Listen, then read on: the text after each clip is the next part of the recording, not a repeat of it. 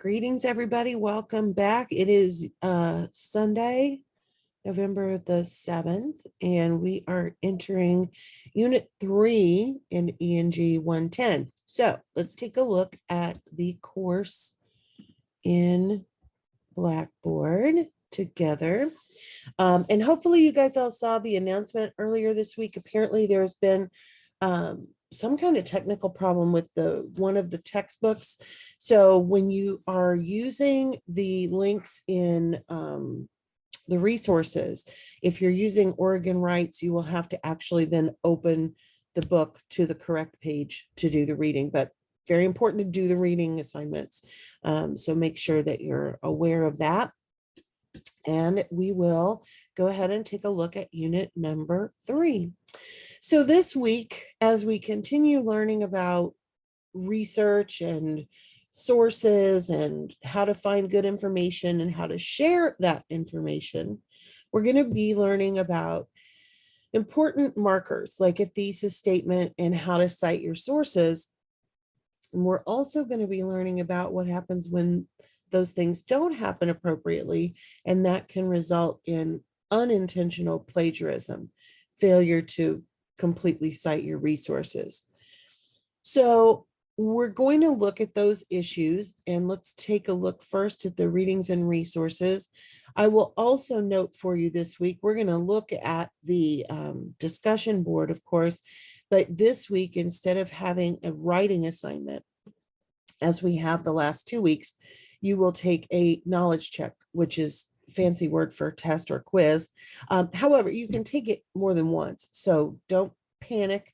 I know sometimes it is daunting to try to take those, but you can do it more than once, and the highest grade is the one that you will keep. So keep that in mind. That completed quiz will be due by next Sunday. So there's nothing really to go over there, but we will look at the discussion board after we take a look at the readings and resources this week, because, and here's just kind of a order question, I guess, or order statement, piece of advice. When you're in your online classes, you always want to go ahead and utilize the unit in that order. So that's why the readings and resources are always going to come before the graded assignment. So you want to make sure that you look at everything in the readings and resources before you attempt certainly a quiz, but even the discussion board, because you're going to be using what you learn in this avoiding plagiarism section in there.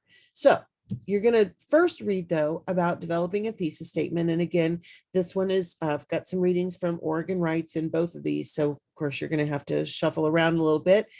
Keep a notepad here nearby and note the pages that you need to read, and that'll keep you on track. And then, of course, there are some interactive activities that you will do to kind of solidify those things. You've got one activity in the thesis statement, and then in avoiding plagiarism, you've got, again, 2 readings similar, but then you've got a couple of different activities that are going to help you get ready for not only avoiding plagiarism, but citing your evidence when you are paraphrasing. So in Unit 2, we practiced using a direct quote, but you will not always use direct quotes when you are utilizing sources. So it's important to learn how to cite evidence when you are paraphrasing as well. So let's go back and look at the assignments. Like I said, we don't really have anything to go over for the knowledge check because it's a quiz. So we can't preview that, but you can, like I said, you can also take it multiple times. So let's talk about the discussion post first then.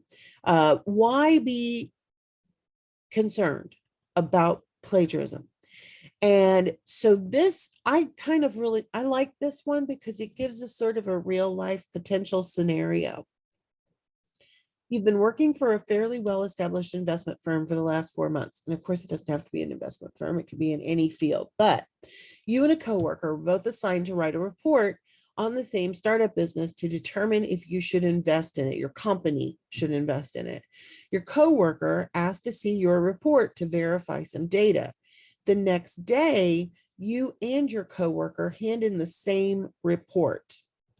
So how would you feel about that? What would be your reaction to basically having someone copy your work, which is of course intentional plagiarism? How would you deal with this type of plagiarism situation in the workplace?